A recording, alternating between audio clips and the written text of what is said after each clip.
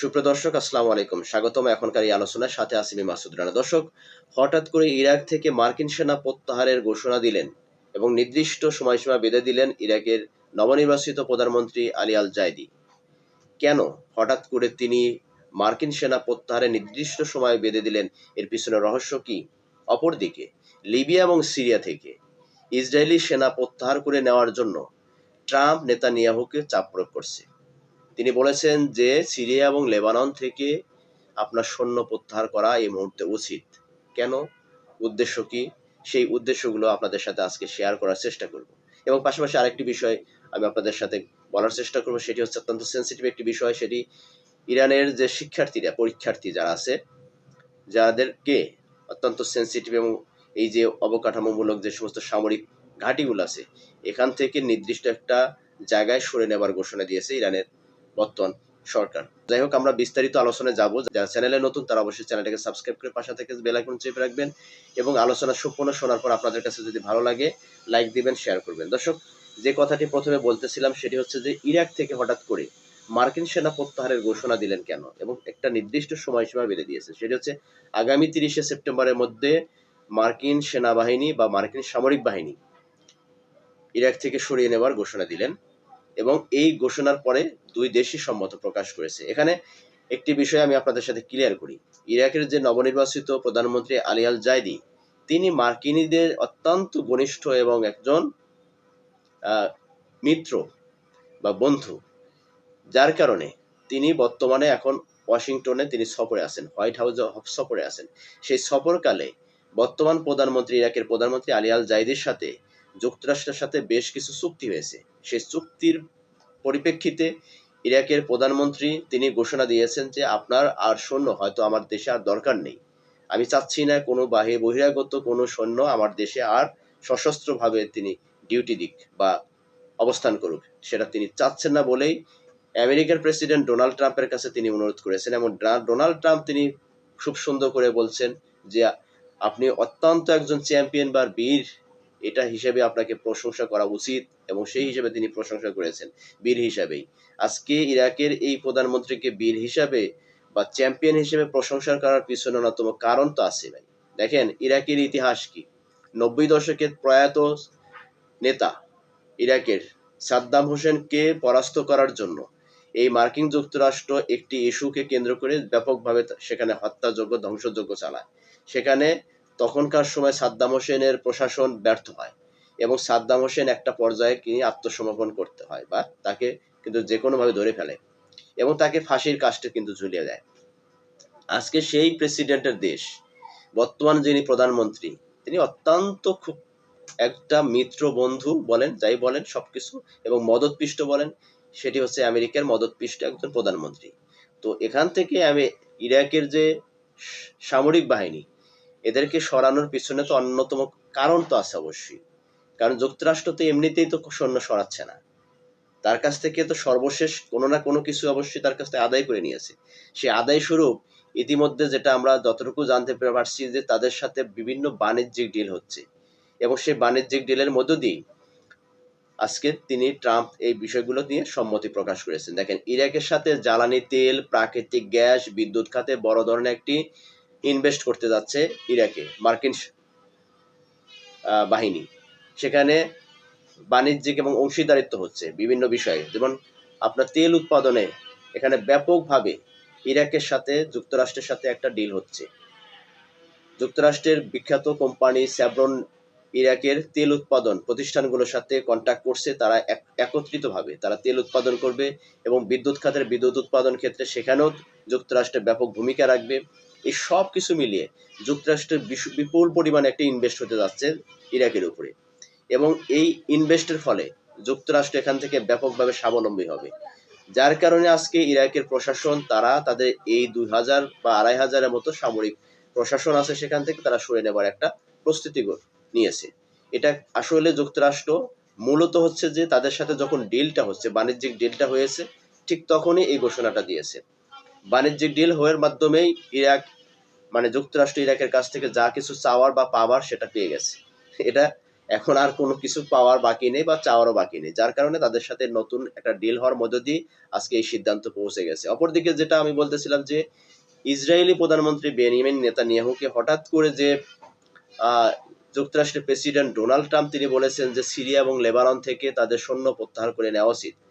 কেন হঠাৎ করে তিনি কথা বললেন কেন? এর পিছনে তো অবশ্যই কোনো না কোনো রহস্য তো আছে। তিনি বলছেন যে সিরিয়ার লোকজন বা সিরিয়ার প্রশাসন সেখানে আপনার সৈন্যদেরকে আর দেখতে চাচ্ছে না। ইভেন লেবাননের বিষয়টিও একই রকমের। লেবাননের সেখানকার সাধারণ পাবলিক থেকে শুরু করে লেবানন সরকার আপনাদের সৈন্যদেরকে দেখতে চাচ্ছে না। অতএব আপনার উচিত হবে সে দুটি দেশ থেকে আপনার সৈন্য প্রত্যাহার করে নেওয়া। এই ঘোষণা দেওয়ার পরে বা এই চাপ প্রয়োগের পরে ইসরায়েলি প্রধানমন্ত্রী বেনিয়ামিন নেতানিয়াহু বলেছেন যে নিজের রাজনৈতিক ক্যারিয়ার টিকে রাখার জন্য এবং ব্যক্তিগত স্বাধীনতার বিষয়ে জনরায়ের জন্য অত্যন্ত গুরুত্বপূর্ণ একটি নির্বাচন সামনে আর ৩ মাস বাকি আছে। তো এই মতো অবস্থায় সিরিয়া এবং লেবানন থেকে সেনা প্রত্যাহার করাটা কত বড় একটা বড় ধরনের পদক্ষেপ, সেটা কতটুকু ঝুঁকিপূর্ণ সেটা আমাকে ভাবতে হবে।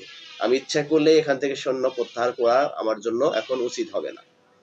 তো এটা কিন্তু ট্রাম্পের মুখের উপরেই কিন্তু কথাটা বলে দেয়, কারণ ট্রাম্প এবং ইসরায়েলের প্রধানমন্ত্রী বেনিয়ামিন নেতানিয়াহু যখন টেলিফোনে আলাপ করতেছিলেন তখন তিনি এই কথাগুলো বলেন। ট্রাম্প বেনিয়ামিন নেতানিয়াহুকে এক পর্যায়ে চাপই দেন আপনার সেনা প্রত্যাহার করা উচিত। কারণ সিরিয়ার যে বিষয়টি যতটুকু না, লেবাননের বিষয়টিকে নিয়ে কিন্তু ইরানের সাথে যুক্তরাষ্ট্রের সাথে বেশ মতপার্থক্য রয়েছে। কারণ আজকে যে আক্রমণগুলো, এটা লেবাননে ইসরায়েলি বাহিনীর যে আক্রমণ হয় প্রতিনিয়ত হিজবুল্লাহকে কেন্দ্র করে, সেই হিজবুল্লাহ অত্যন্ত ইরানের অত্যন্ত কাছের এবং অত্যন্ত মিত্র হিসেবে পরিচিত। তো লেবাননের উপর আক্রমণ প্রতিনিয়ত, এটা অবশ্যই ইরানের জন্য বড় ধরনের একটা ফ্যাক্ট। ইরান প্রতিনিয়ত ইসরায়েলকে বা ইসরায়েল যুক্তরাষ্ট্রের মাধ্যমে ইসরায়েলকে বলার চেষ্টা করতেছে এখান থেকে ইসরায়েল বাহিনীর সৈন্য প্রত্যাহার করা এবং এখান থেকে আক্রমণ বন্ধ করে দেওয়া। তো এই বিষয়টিকে হয়তোবা ট্রাম্প আগামী দিনে ইরান এবং যুক্তরাষ্ট্রের সাথে যে একটা সমঝোতা, এই সমঝোতার পরিপ্রেক্ষিতে হয়তোবা ট্রাম্প ইসরায়েলকে চাপ প্রয়োগ করার চেষ্টা করছে যে আপনার সৈন্য এখান থেকে প্রত্যাহার করা উচিত। কিন্তু ইচ্ছা করলে এখন ইসরায়েল এখান থেকে সেনা প্রত্যাহার করবে না, যদিও ট্রাম্প তত চাপই দিক না কেন। কারণ ইসরায়েলি প্রধানমন্ত্রী নির্বাচন হচ্ছে আগামী ৩ মাস পরে। এই নির্বাচন সামনে রেখে এখন সিরিয়া থেকে এবং লেবানন থেকে যদি ইসরায়েলি সৈন্য প্রত্যাহার করে, তাহলে সেটা তাদের বিরোধী দলগুলোর কাছে তাকে জবাবদিহি করতে হবে এবং জনগণের কাছে তাকে জবাবদিহি করতে হবে। কেন হঠাৎ করে এই ধরনের বড় ধরনের একটা সিদ্ধান্ত? এটা অত্যন্ত তারা মনে করে তাদের রাষ্ট্রের জন্য ঝুঁকিপূর্ণ। কারণ প্রত্যেকটা রাষ্ট্রের তো নিজস্ব একটা নীতি আছে।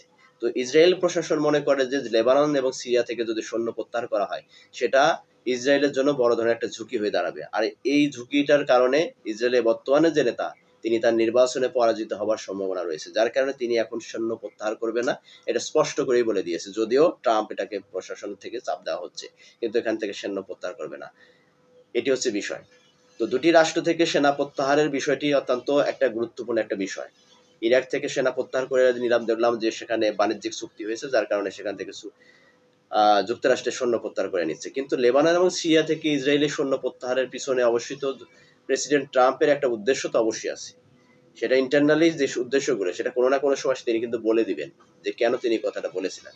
সেই বলার অপেক্ষা আমরা থাকবো দর্শক। তো আরেকটি বিষয় আপনাদের সাথে যেটা কথা বলতেছিলাম সেটি হচ্ছে যে ইরানের যে শিক্ষার্থীদের জন্য তারা একটা গুরুত্বপূর্ণ একটা ইস্যু তারা সামনে তুলে নিয়ে এসেছে যে শিক্ষার্থীদের নিরাপত্তার জন্য তারা তাদের যে পরীক্ষার যে কেন্দ্রগুলো আছে, যেখানে ইরানের সামরিক স্থাপনা আছে বা ঘাঁটি আছে, সেই সমস্ত জায়গার আশেপাশে যেখানে শিক্ষার্থীদের পরীক্ষা কেন্দ্র আছে, সেই কেন্দ্রগুলো পার্শ্ববর্তী যেখানে নিরাপদ একটা জায়গা, যেখানে ধর্মীয় বিভিন্ন পাবলিক হল অথবা ধর্মীয় যে উপাসনালয়গুলো আছে সেখানে স্থানান্তর করার ঘোষণা দিয়েছেন ইরানের সরকার। কেননা এই শিক্ষার্থীরা আগামী জাতি গঠনের হচ্ছে মূল কারিগর, আর তাদের নিরাপত্তা দেওয়া একটা রাষ্ট্রের জন্য বড় ধরনের একটা গুরুদায়িত্ব। সেখান থেকেই আজকে ইরানের শিক্ষা মন্ত্রণালয় থেকে তা ঘোষণা দিয়েছে যে আগামীতে যে পরীক্ষা কেন্দ্রগুলো হবে, সেখানে যে ইরানের যে সামরিক ঘাঁটি পার্শ্ববর্তী যে পরীক্ষা কেন্দ্রগুলো আছে, সেখান থেকে নিরাপদ স্থানে আশ্রয় কেন্দ্রে একটা ধর্মীয় শিক্ষালয়, ধর্মীয় উপাসনালয় অথবা কোনো পাবলিক হল যেগুলো আছে সেখানে তাদেরকে পরীক্ষা অনুষ্ঠিত হবে, তাদের পরীক্ষা অনুষ্ঠিত হবে। এই ঘোষণার পরে সেখানকার শিক্ষার্থীদের মধ্যে একটা শান্তি ফিরে আসছে, কারণ তারা বেশ টেনশনে ছিল যে যেহেতু যুক্তরাষ্ট্র এবং ইরানের মধ্যে এখন চলমান যুদ্ধ, এই পরিস্থিতিতে আসলে পরীক্ষা দেওয়াটা কতটা ঝুঁকিপূর্ণ হবে এই বিষয়টি নিয়ে শিক্ষার্থীদের গার্ডিয়ান যারা আছে তারা বেশ চিন্তায় ছিল। ইরানের শিক্ষা মন্ত্রণালয়ের পক্ষ থেকে এই ঘোষণার ফলে তাদের মধ্যে একটি স্বস্তির একটা আভাস বা বাতাস তাদের মধ্যে এখন চলমান। তো দর্শক, আসলে এই যে কয়েকটি বিষয় নিয়ে আপনাদের সাথে শেয়ার করলাম, বিষয়গুলো হচ্ছে, একটি হচ্ছে যে ইরাকের সৈন্য প্রত্যাহার করে নেওয়া যুক্তরাষ্ট্রের, এবং এই প্রত্যাহারের পিছনে যুক্তরাষ্ট্রের একটা বিশাল একটা বাণিজ্যিক ফ্যাক্ট। অপরদিকে সিরিয়া এবং লেবানন থেকে ইসরায়েলি সৈন্যবাহিনী সরিয়ে নেবার জন্য ট্রাম্প ইসরায়েলি প্রধানমন্ত্রী বেনিয়ামিন নেতানিয়াহুকে চাপ প্রয়োগ করা, এটার পিছনে উদ্দেশ্যটা কি, ট্রাম্পের লাভটা কি? আপনাদের কি মনে হয় যে ট্রাম্প যে কোনো পদক্ষেপ গ্রহণ করে সেই পদক্ষেপটার পিছনে অন্যতম কারণ ছাড়া কি পদক্ষেপ গ্রহণ করে? তো ট্রাম্প আসলে এখানে কি করতে চাচ্ছেন সিরিয়া এবং লেবাননকে নিয়ে? আগামী তার উদ্দেশ্য কি, টার্গেটটা কি? আপনাদের মতামত থাকলে অবশ্যই কমেন্টস করবেন। দর্শক, আজকের এই আলোচনা এখন পর্যন্ত শেষ করছি। ভালো থাকবেন, সুস্থ থাকবেন। আল্লাহ হাফিজ। আসসালামু আলাইকুম।